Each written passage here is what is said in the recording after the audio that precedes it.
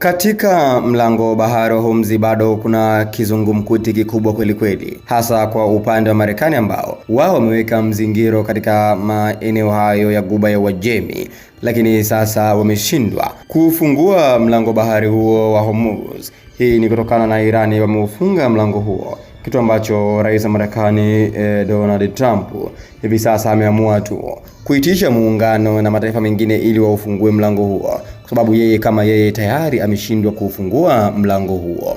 Hivyo hapa tunayo taarifa inayomhusu Trump. Marekani inaziomba nchi zingine msaada wa kujiunga na muungano mpya wa kimataifa ambao utawezesha meli kusafiri kwenye mlango bahari wa Hormuz baada ya msongamano wa meli kupita Hormuz na kukwama kwa muda mrefu. Hivyo chombo cha habari cha Wall Street Journal chenye mfungamano na Marekani kiliripoti habari hiyo, huku muungano huu ambao ulipendekezwa ulipewa jina la Maritime Freedom Construct, ambapo muungano huo utasaidia kwa ajili ya kuratibu kila kitu ili meli zipite katika mlango bahari huo Hormuz.